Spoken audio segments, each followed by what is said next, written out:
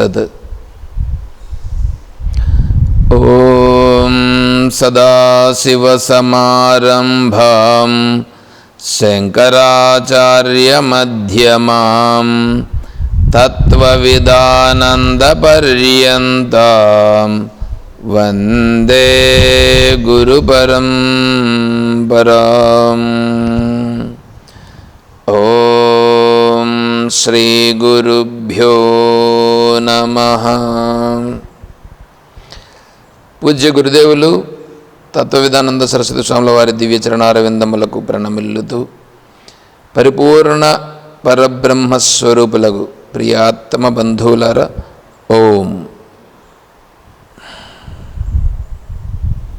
ప్రశ్నోత్తరిలో ఉన్న మనం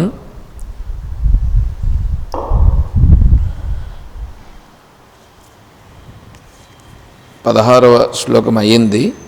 ఇప్పుడు 17.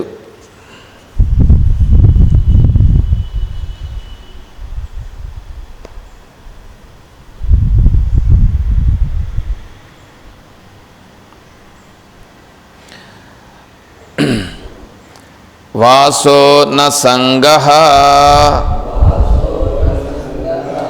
సహ కైర్విధేయో మూర్ఖైశ్చ నీచైశ్చ ఖలైశ్చ పాపైః ముముక్షునా కిం త్వరితం విధేయం సత్సంగతి నిర్మమత్వే ఈశభక్తి. ఇక్కడ 2 ప్రశ్నలు ఉన్నాయి. ఏమిటంటే వాసో న సంగః, వాసో న సంగః. వాసః అంటే నివసించుట, ఉండుట, సంబంధము ఉండుట, కలిసి ఉండుట. ఇవి నా ఉండకూడదు. సంగః వీటితో కలవకూడదు, వేటితో కలవకూడదు, వేటితో కలవకూడదు. సహ కైర్విధేయో, విధేయము కూడా ఉండకూడదు. వీళ్ళతో కలవకూడదు, వీళ్ళతో కలిసి విధేయులుగా కూడా ఉండకూడదు.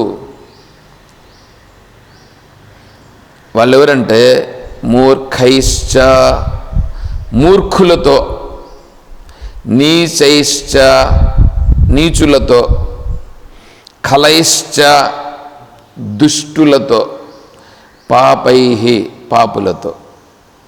ఈ 4 కలవకూడదు.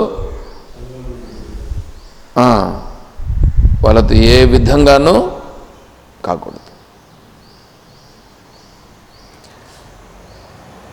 మూర్ఖులతో సహవాసం చేసామని అనుకుంటే, వీళ్ళతో మనకు ఒక సామెత ఉంటుంది, 6 నెలలు సహవాసం చేస్తే వీడు వాడవుతాడు. మీకు ఒక బుక్ ఒకటి ఇచ్చినాను, మీరు చదువుకున్నారో లేదో, జ్ఞానామృతముని ఈ బుక్ ఇచ్చినాను. అందరికీ చదివినారా? దీంట్లో స్వామీజీ ఒక మాట అన్నారు, సంసారులతో సన్యాసులు ఒకవేళ కలిస్తే, అంటే ఇట్లా ఇప్పుడు మీరు ఉన్నారు, నేనున్నాను. ఇప్పుడు నేనేమో సన్యాసం తీసుకున్నాను, మీరేమో అందరూ గృహస్థులు, నేను ఒకటే కదా ఉన్నా ఇక్కడ. మీరేమో చాలామంది ఉన్నారు, మీతో నేను కలుస్తున్నాను. నేనేం కావాలా? నేను మిమ్మల్ని మార్చాలా లేదా మీరు నన్ను మార్చేయాలనా?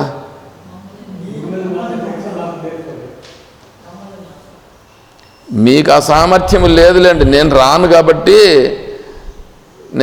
కాబట్టి మీకు లేదు.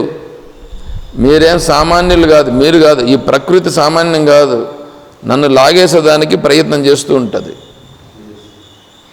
ప్రకృతి లాగేసేదానికి ప్రయత్నం చేస్తూ ఉంటుంది. ఎందుకంటే ప్రతి నిమిషము కూడా ప్రకృతి టెస్ట్ చేస్తూ ఉంటుంది.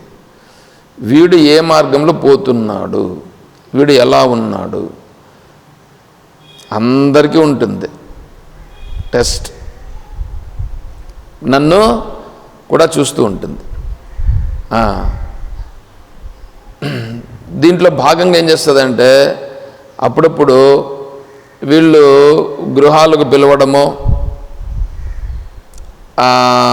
అక్కడికి పోయిన తర్వాత కొన్ని విలాసవంతమైనటువంటివి కనిపించుటయో, ఇంకా అక్కడ టీవీలు అవి ఇవి చూచుటయో, వీనికి ఏదో ఒక విధమైనటువంటిది కనిపించి దానికి లోబడేటట్లుగా వీడిని చేస్తూ ఉంటుంది. అంటే ఇప్పుడు గృహస్థుడు ఏమవుతున్నాడు, గృహస్థుడు పిలుస్తాడు. గృహస్థుడు ఏమనుకుంటాడంటే స్వామీజీని పిలిస్తే మనకు మంచిది అని అనుకుంటాడు. పిలిస్తే వీడు పోయిన తర్వాత మంచిదే, బాగానే ఉంటుంది, వాడికేం మంచిదే జరుగుతుంది గృహస్థునికి. కానీ వీడేమవుతాడు, వీడు దాన్ని చూసి బాగుంది, మనం కూడా ఒక ఆశ్రమాన్ని కడితే బాగుంటుంది, ఆశ్రమంలో కూడా ఇట్లంతా చేసుకుంటే బాగుంటుంది, నేను కూడా ఎట్లా పడుకొని నిద్రపోవాలి కదా, కాబట్టి ఏసీ పెట్టుకుంటే బాగుంటుంది అని అనిపించింది అని అనుకో. అప్పుడు ఏమైనాడు, ఎవరిలాగా మారుతున్నాడు, గృహస్థునిలాగా మారిపోతున్నాడు. మహర్షి సద్గురు మలయాళ స్వామి వారు మంచం మీద పడుకుండేదానికి వాళ్ళు ఎంతో ప్రయత్నం చేసినారు. ఎవరు, శిష్యులు. మంచం మీద పడుకో స్వామీజీ అని మంచము దానిపైన బెడ్ వేసి దాని మీద పడుకో స్వామి అంటే ఒకడు ఏం చేశాడంటే కిందనే నేను పడుకుంటానయ్యా కింద పడుకుంటేవాడు. లాస్ట్కి స్వామి శరీరం కొద్దిగా ఇబ్బంది ఉంది అని అయిన తర్వాత పడుకున్నారు మంచం మీద. అంటే ఫ్యాన్ పెట్టుకుండేవాళ్ళు గాలి కోసం, అంతేగాని విలాసవంతమైనటువంటి దానికి ఒకసారి అలవాటు పడితే, మహర్షి సద్గురు మలయాళ స్వామి వారు తపస్సు చేసిన వాళ్ళండి. తపస్సు చేసినటువంటి మహానుభావుడు మంచం మీద పడుకునేదానికి కూడా. ఎందుకు, శరీరం అటువంటిది. శరీరము ఒక్కదానికి గన లోబడ్డం ప్రారంభించిందా అక్కడి నుంచి ఒకటి పతనం అవుతుంది, తీసుకెళ్ళిపోతుంది. అందుకని స్వామీజీ అంగీకరించలేదు. ఎందుకంటే స్వామీజీని ఆదర్శంగా తీసుకుంటారుగా. నేను ఒక ఆశ్రమానికి పోయా. ఆ ఆశ్రమానికి వైరింగ్ చేసేదానికి ఎలక్ట్రీషియన్ పిలిపించుకున్నారు. ఎలక్ట్రీషియన్ పిలిపించుకుంటే అతను వచ్చి చేయాలి కదా ఎలక్ట్రీషియన్, దాన్ని ఏదో కాంట్రాక్ట్ తీసుకున్నారు, అంతా బాగానే ఉంది. అతనేమో కాంట్రాక్ట్ తీసుకున్నాడు, బాగానే ఉంది, కానీ రోజు వచ్చి చేయాలి కదా, చేయడు వాడు.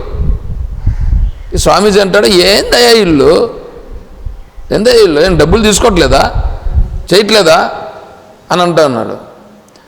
సరే నేనేం చేశానంటే, నేను ఒకసారి అతన్ని అడిగా, ఎలక్ట్రీషియన్ని, కాదండి మీరు ఎందుకు, మీకు డబ్బులు రావట్లేదా, డబ్బులు వస్తుంది కదా, ఇస్తున్నారు కదా, సరిపోవడం లేదా, కాంట్రాక్ట్ తీసుకున్నారు కదా, మరి ఎందుకు వచ్చి మీరు సక్రమంగా చేయట్లేదు అంటే, పైగా స్వామీజీ కదా మీరు చేస్తున్నారు అంటే, స్వామీజీనా, ఎవరు చెప్పినారు మీకు స్వామీజీని, ఆయన రూమ్లో చూసినావు నువ్వు ఎప్పుడన్నా, ఆయన రూమ్లో ఏసీ ఎట్లుండదు చూసినావా, ఆయన రూమ్లో షవర్ ఎట్లుందో చూసినావా, ఆయన పడుకుంటే బెడ్ ఎట్లుందో చూసినావా,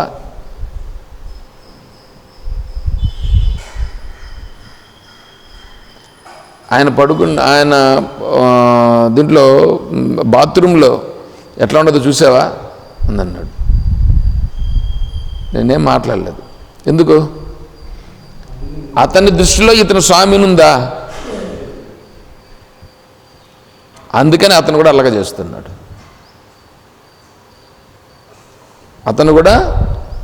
చేస్తున్నాడు. నిజంగా స్వామి అనే భావన అతనికి కూడా ఏర్పడి ఉంటే ప్రపంచంలో ఉండేటువంటి వాళ్ళందరికీ భక్తి ఉందండి, భక్తి లేకుండా లేదు. అయితే వాళ్ళు దానిని బయట పెట్టేటట్లుగా చేసే పరిస్థితులు లేవు. వాళ్ళకు సక్రమైన మార్గాన్ని చూపించే వాళ్ళు కూడా లేరు. అయితే ఉండారు, వాళ్ళను వీళ్ళు ఆశ్రయించరు, వాళ్ళను వీళ్ళు గుర్తించలేరుగా.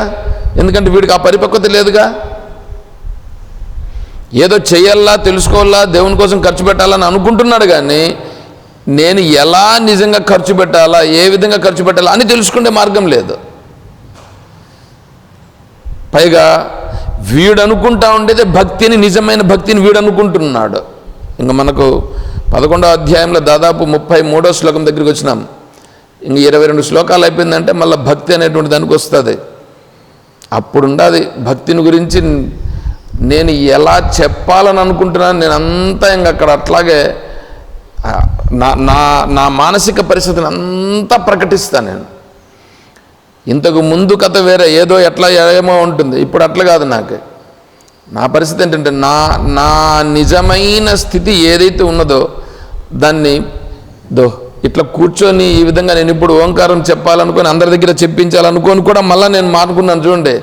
ఎందుకనంటే ఎందుకో అది మీకే తెలియాలి. ఇంకా అంటే ఎందుకైనా కూడా నేనైతే వస్తా రూట్లోకి, అయినా ఉండే పరిస్థితిని బట్టి మళ్ళీ వెనక్కి తగ్గుతూ ఉంటా. అయినా ప్రాబ్లం లేదు. విషయం దగ్గరికి వచ్చేటప్పటికి ఏం చేస్తానంటే దీన్ని నేనైతే ప్రకటించే ప్రయత్నం నేనైతే చేస్తాను గ్యారంటీగా. కాబట్టి ఆయన అట్లా అన్నాడు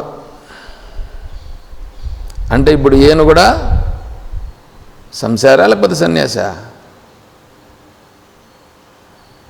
పేరుకు సన్యాసిగా ఉన్నాడు, కానీ అన్ని సంసార భోగాలని అనిపిస్తుంది. ఒక్క పెండ్లి ఒకటి లేదు, పెళ్ళి ఒకటి లేదు అని అన్నాడు ఆయన. అట్లా అన్నాడండి. ఓహో, అప్పుడు నేను అనుకున్నా వేరే వాళ్ళ దృష్టిలో కూడా సన్యాసి అంటే ఎలా ఉండాలి అనేది కదా. అందుకే మా సద్గురు మలయాళ స్వామి వారు ఏం చేశారు తెలిసిన, ఎక్కడ కూడా కానీ ఏ చిన్న మిస్టేక్ కూడా ఉండదు. చిన్న మిస్టేక్ కూడా వాళ్లకు ఆ వచ్చినటువంటి వాళ్ళు ఉన్నారే, స్వామీజీ దగ్గరికి వస్తారే, స్వామీజీ వాళ్ళ దగ్గరికి వస్తే అమ్మాయ అందుకే స్వామీజీ వీరు అనిపించే భావన కలుగుతుంది అన్నమాట వారి దగ్గరికి వస్తే. అట్లా ఉంటారు.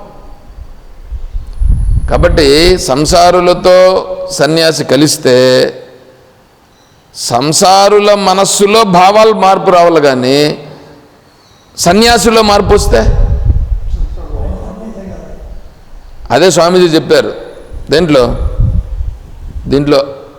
అందుకని మీకు ఇచ్చాను, వీటన్నింటినీ చదవల్ల. మీరేం చేసింటో తెలిసిన, నాకు తెలిసి మీరు చదివి ఉంటారని నాకు అనిపిస్తుంది. ఇచ్చినాను మళ్ళా మీకు. సరే మళ్ళీ రండి ఇస్తాను. కాబట్టి ఇప్పుడే తీసుకోండి, ఏమి ఇప్పుడు మళ్ళా ఎందుకు. కాబట్టి దాంట్లో ఉండేటివి చదివితే మనస్సుకు పడుతుందండి. సంసారిగా ఉండేవాడు ఎంత జాగ్రత్తగా ఉండాలి. సన్యాసులతో కలిసినా, పాపులతో కలిసినా, లేకపోతే దుష్టులతో కలిసినా మార్పు ఎక్కడొస్తుంది? సన్యాసులో వస్తుందా లేదా వాళ్ళలో వచ్చేస్తుందా? వాళ్ళల్లో మార్పు రావాలి. ఇప్పుడు గొడ్డలి ఏం చేస్తుంది? నరకడమే కదా. సుగంధం ఇచ్చేటువంటి సిరిగంధపు చెట్టును గొడ్డలి నరుకుతుంది. ఇప్పుడు ఏమవుతుంది? సుగంధం పోయిందా?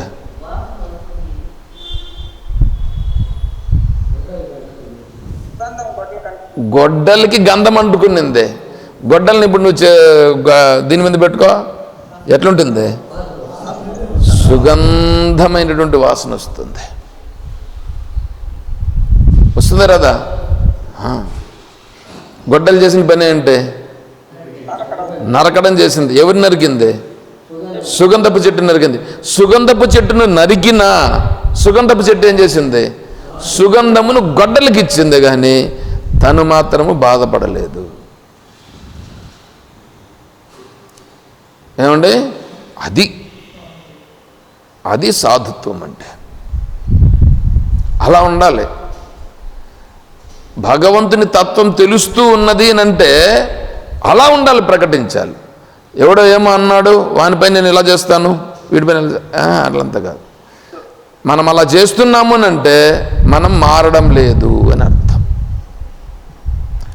నేను భగవంతుని తత్వాన్ని పట్టుకున్నానా, ఆత్మతత్వాన్ని పట్టుకున్నానా? ఆత్మతత్వాన్ని పట్టుకుంటేనే కుదురుతుంది ఇది. దేవుడు వేరే ఉన్నాడని పట్టుకున్నావా, నువ్వు కొన్ని కోట్ల సంవత్సరాలు తపస్సు చేసుకో, కుదరదు. కాబట్టి మూర్ఖులతో, నీచులతో, కలులతో, పాపులతో ఎప్పటికీ వాళ్ళతో సహవాసం ఉండకూడదు. వాళ్ళతో సహవాసం ఉండకూడదు. ఏమండి? నేను వాటన్నింటినీ వివరించేదానికి అవసరం లేదు. ఎందుకంటే 16వ అధ్యాయం అంతా ఆసురీ సంపద. వీళ్ళందరూ అసురులే.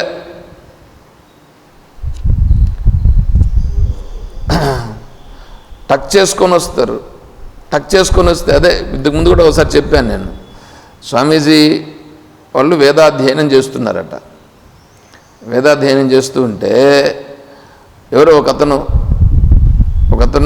వచ్చాడనమాట. ఏమంటే గురువుగారు చెప్తున్నారు, వీళ్ళు వల్ల వేస్తున్నారు పాట. ఒకతను ఏం చేశాడంటే టిప్ టాప్గా వచ్చాడు. టక్, టై, షూ, హ్యాట్ పెట్టుకొని, వాచ్ కూడా కట్టుకున్నాడు. బాగా బ్రహ్మాండంగా ఉన్నాడు. టక్ టక్ టక్ టక్ అని నడుస్తూ వచ్చాడట. ఆ సౌండ్కి వేదం చెప్తున్నటువంటి గురువు గారు నిలిపి ఎవరో వస్తున్నారని అలా చూశాడట. ఆయన వచ్చిన తర్వాత వచ్చినాడు. అతను వచ్చి, ఇక్కడ వేదం చెప్పించేది ఎవరండి అని అడిగారంట. ఏం చెప్పండి అన్నారట. అదే వారి పేరు, గురువు గారి పేరు ఏదో చెప్పి, వారెవరు అన్నారంట.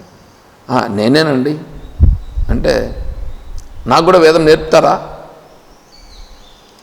అని అడిగాడట. ఇట్లా తిరిగిన గురువు గారు ఇట్లా తిరిగి, నాయన మీరు చెప్పండి. ఇంకో అతనితో మాట్లాడాల. ఎందుకు?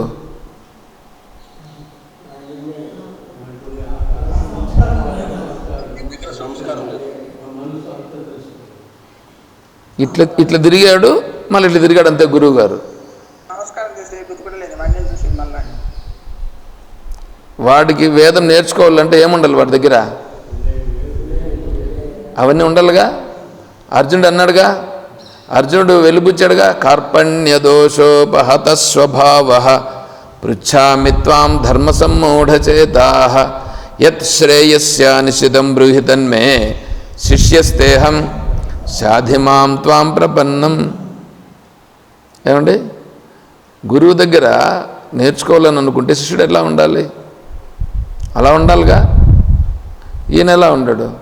అందుకే ఎవరో వచ్చినారే అని చెప్పి ఇలా చూశాడు స్వామి. తర్వాత మళ్ళీ ఇలా చూశాడు. ఆయన మాట్లాడిన మాటలను, పద్ధతులను బట్టి చూసి ఒక్కసారి ఇలా చూసి మళ్ళీ ఇలా చూశాడు. ఆయన మళ్ళీ నిలబడుకొని ఏం చేసినా కూడా లేదు. మళ్ళీ ఆయనతో మాట్లాడిన కూడా మాట్లాడలేదట స్వామీజీ. మళ్ళీ వచ్చి వేదం చెప్పేదానికోసం మళ్ళీ ఎన్నెన్నో ప్రయత్నం చేశాడట, లేదు. చూడండి ఎట్లా ఉంటుందో. అందుకని ఇట్లాంటి వాళ్ళందరితో కూడా కలులు, మూర్ఖులు, పాపులు వాళ్ళ మనస్సుల్లో ఉండే దులుస్తూ ఉంటుంది కదా. కాబట్టి వాళ్ళతో ఎట్లా ఉండాలా? దూరంగా ఉండుటయే. వాళ్ళతో వాసము ఉండకూడదు. వాసం ఉండకూడదు. కనీసం మాట్లాడడానికి కూడా ఇష్టపడకూడదు. అంతే. ఇప్పుడు సంసారులుగా ఉండేవాళ్ళు సన్యాసులతో మాట్లాడారని అనుకోండి, ఏ విషయాలు మాట్లాడాలండి?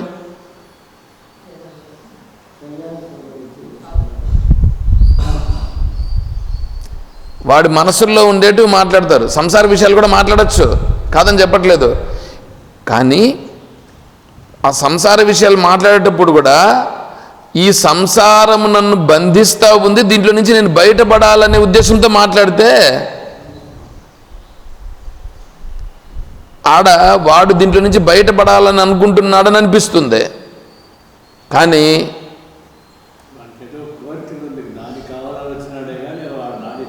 అలా మాట్లాడితే వాళ్ళు ఏం చేస్తారు? సరే సరే అని అంతే. అదే స్వామీజీ చెప్తుంటాడు ఇట్లాంటివన్నీ, ఉదాహరణలన్నీ కూడా ఉదాహరణ చెప్తాడు. ఎవడో ఉపన్యాసానికి కూడా పిలిచాడు అనమాట. ఉపన్యాసానికి పిలిస్తే పైన మైకులు కట్టారట. పైన మైకులు కట్టి అంత పెట్టారు, లోపల పెట్టలా, కూర్చుండే వాళ్ళ కోసం పెట్టలా. పైన మైకు పెడితే స్వామీజీ వచ్చి చూస్తేనే పైన ఎందుకు మైకులు పెట్టారని అడిగారట. స్వామి మీరు చెప్పేదంతా పైన అందరికీ వినిపించాలని. స్వామీజీ అన్నారంట, బయట అందరికీ వినిపించాల్సిన పనిలా. ఎందుకు? ఎవడికి ఇష్టం ఉందో వాడు రావాలి కానీ వాడు రోడ్డింటికి పోయేవాడికి మనం ఎందుకు చెప్పేది? మనం చెప్పినా వాడికి ఏమన్నా పడుతుందా? పట్టదు. కాబట్టి బయట మైక్ అవసరం లేదు. స్వామి మేము మామూలుగా ఇట్లా పెడతాం, నీ మామూలు నీ దగ్గర పెట్టుకో, నీ మామూలు నీ దగ్గర పెట్టుకో అన్నారట. సరే స్వామి క్లాస్ అయిపోయిన తర్వాత చెప్తామన్నట్టు. లేదు, ఆ మైకులు ఇప్పేసి లోపల పెట్టి లోపల ఉండే వాళ్ళకి సరిపోయేటట్లుగా అడ్జస్ట్మెంట్ చేస్తే ఆ తర్వాత నన్ను పిలు, నేను వస్తా.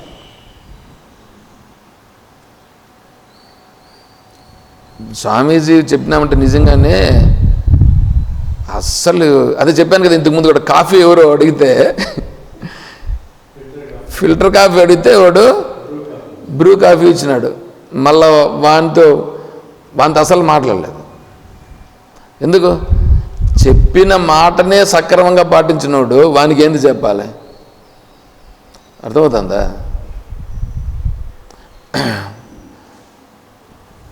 తర్వాత అక్కడికి అయిపోయినది. తర్వాతది ఈ ప్రశ్న అటుకు అయ్యింది. ఏది? వాసో న సంగ సహ కైర్విధేయో. ఎవరితో సంఘం ఉండకూడదు, ఎవరితో విధేయుడుగా ఉండకూడదు. ఎవరితో? మూర్ఖులతో ఉండకూడదు, నీచులతో ఉండకూడదు, కలులతో ఉండకూడదు, పాపులతో ఉండకూడదు. అమీర్ స్వామీజీ ఉండేవారు. అమీర్ స్వామీజీ వారు ఒక మాట అనేవారు. ఏమంటే మాంసభక్షణ చేసేవాళ్ళు ఉంటారుగా, మాంసభక్షణ చేసేవాళ్ళు, మాంసమును రోజు కొట్టి విక్రయించేవాళ్ళు, వీళ్ళిద్దరున్నారు చూడు, వీళ్ళిద్దరూ చాలా తొందరగా పాపాన్ని చేయగలరు. చాలా తొందరగా పాపాన్ని చెయ్యగలరు. ఎందుకు? వాడికి రోజు కొట్టి కొట్టి కొట్టి కొట్టి చంపి కూడా వాడికి కొంచెము కూడా దయ కరుణ ఏమన్నా ఉంటుందా? వాడికి ఆడుండదు. వీడికి ఆ జీవిని తీసుకొచ్చి తిని చూస్తూనే ఉన్నాడు కదా, ఆ మాంసాన్ని ఉడకబెట్టి దాన్ని తిని అది పోయి శరీరంలో పోయి చేరి అంత ఇదైందిగా, వాడి మనస్సు కూడా దానికి సంబంధించినట్లుగా తయారైంది. కాబట్టి వీడికి కూడా దయ అనేటువంటిది ఉండదు. క్రూరత్వం అనేది సునాయాసంగా ఉంటుంది. సునాయాసంగా క్రూరత్వం ఉంటుంది. ఎవరు చెప్పింది ఈ మాట? అమీర్ స్వామీజీ. అమీర్ స్వామీజీ ఎవరు తెలుసా? ముస్లిం. మీరు చూశారు కూడా, కొంతమంది మీరు చూసినారు.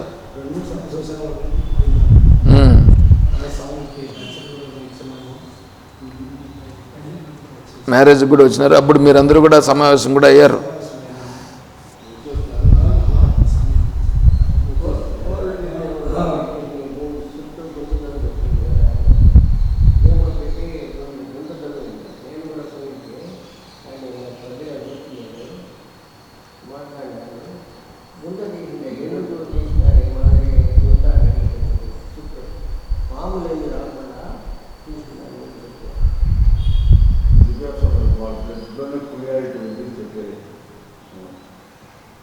కాబట్టి వాడు చేసే పనిని బట్టి వాడికి ఏం ఏర్పడుతుంది? అది సహజత్వ భావన వస్తుంది. అందుకనే వాడు వృత్తి కూడా ఎంచుకోవాల్సిన పరిస్థితి ఉంటుంది. వాడి వృత్తిలో కూడా సౌమ్యముగా ఉండే వృత్తిని ఎంచుకుంటే ఆ సౌమ్యత్వం అనేది ఆటోమేటిక్గా అభివృద్ధి చెందుతూ వస్తుంది. పైగా ఆ వృత్తి ఉందో లేదో మనకు తెలియదు, కానీ మనం ఉండే వృత్తిలోనే ఆ సౌమ్యత్వాన్ని పెంచుకోవాలి అని చెప్పాడు. నువ్వు ఏ వృత్తిలోనన్నా ఉండు, ఆ వృత్తిలోనే సౌమ్యత్వాన్ని కలుపు. భగవంతుడే చెప్పాడు, స్వే స్వే కర్మణ్యభిరత సంసిద్ధిం లభతే నరః. బ్రాహ్మణ క్షత్రియ వైశ్య శూద్రులు అనేటువంటి నలుగురిలో ఏది గొప్పది అని చెప్పలా, ఏది గొప్పదని చెప్పలా. నువ్వు ఏదన్నా ఉండు, నువ్వు ఏదన్నా అంగీకరించి ఏదన్నా చెయ్యి, ఆ చేసే దాంట్లో ఎట్లుండాలా?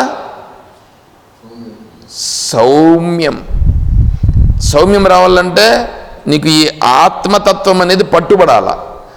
ఆత్మతత్వం పట్టుబడుట ఒకటి, ఆత్మ మార్గంలో వెళ్ళాలనే మనస్సుకు గట్టిగా నిర్ధారణ కావడం ఒకటి. అవి రెండూ వస్తే అప్పుడు నువ్వు చేసే మార్గంలో, నువ్వు చేసే వృత్తిలో నీ మనస్సే దాంట్లో నుంచి మార్పు చెందడం జరుగుతుంది. అలా ఇప్పుడు మనము తినేది, మనము చూసేది, మన వ్యవహారాలు ఇవన్నీ కఠినంగా ఉంటే మన మనస్సు కూడా అట్లాగే తయారవుతుంది కదా, అలాగే తయారైపోతుంది. అదే అక్కడ ఉంటున్న కూడా నువ్వు అక్కడే సౌమ్యంగా ఉంటూ, అక్కడే సుహృద్భావనతో ఉంటూ, అక్కడే భగవద్భావాన్ని చూస్తూ, భగవంతునితో నేను వ్యవహారం చేస్తున్నానని భావిస్తూ చేస్తే అప్పుడు ఎలా ఉంటుంది? విశ్వరూప సందర్శన యోగం చెప్తూ మనం చెప్పుకున్నాం, నేనున్నది ఎక్కడ?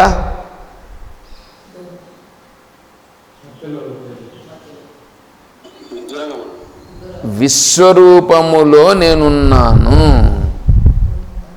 నేను ఎక్కడున్నాను? విశ్వరూపములో ఉన్నాను. భగవంతుని ఒడిలో నేనున్నాను. అర్జునుడు ఎవడు? నేనే. అంటే ఇప్పుడు నేనేం చెప్పాలా? నేను ఎక్కడున్నాను? భగవంతుని ఒడిలో ఉన్నాను. ఇప్పుడు నేను చూస్తూ ఉండేది ఎవరిని చూస్తున్నాను? భగవంతున్నే చూస్తున్నాను. భగవంతునితోనే నేను మాట్లాడుతున్నాను. భగవంతునితోనే నేను వ్యవహారం చేస్తున్నాను. ఈశ్వరునితోనే వ్యవహారం చేస్తున్నాను అని చేస్తే వీడి మనస్సు ఏమవుతుంది? ఇప్పుడు ఈశ్వర భావాన్ని చాలా స్పష్టంగా తొందరగా పొందుతుంది. అట్లా కాకుండా ఎంతసేపు అయినా వానితో ఏందిరా పని, మనకి ఇవ్వాల్సిందని ముందు కట్టమన్న ముందు ఏదన్నా మాట్లాడిన వెంటనే కోపం రావడం, ఏదన్నా మాట్లాడడం, నాదాన్ని నేను మాట్లాడతాను, నువ్వేందిరా మాట్లాడేది అని ర్యాష్గా మాట్లాడడం, ఇవంతా వస్తాయి చూడండి. అంటే ఏమవుతుంది? అక్కడ మనస్సు ఆ భావాలను పెంచుకుంటున్నది. నిజంగా మనం ఈ మార్గంలోకి రావాలని అనుకుంటే అప్పుడేమవుతుంది? మనము దీనిని ఎంచుకోవాలని దీన్ని ఎంచుకోవాలి. ఏమంటే ప్రపంచంలో ఉండేది సత్యమా అసత్యమా? అసత్యం. ప్రపంచమే అసత్యం. ప్రపంచమే అసత్యం అనేటువంటిది తెలిస్తే అట్లా ఉంటావా? నువ్వు తెలియకుండా పోతే ఉంటావా? తెలిస్తే ఉంటావు. అది తెలియాలంటే విచారణలోకి రావాలి. విచారణలోకి వస్తేనే నీకు తెలుస్తుంది. విచారణలోకి రాకపోతే నీకు తెలియదు. ఎంతసేపు అయినా నువ్వు అలా ఉండు, నువ్వు ఇలా ఉండు, వైరాగ్యంగా కలిగి ఉండు. ఎట్లా వైరాగ్యంగా కలిగి ఉంటావు? అన్నీ విడిచిపెట్టేసి వచ్చేసేయి. వచ్చే ఆశ్రమానికి వచ్చి విను. ఏం తినేది? చూస్తూనే ఉండరుగా వచ్చేవాళ్ళని 5 నిమిషాలు కూర్చోమని చెప్పినాం.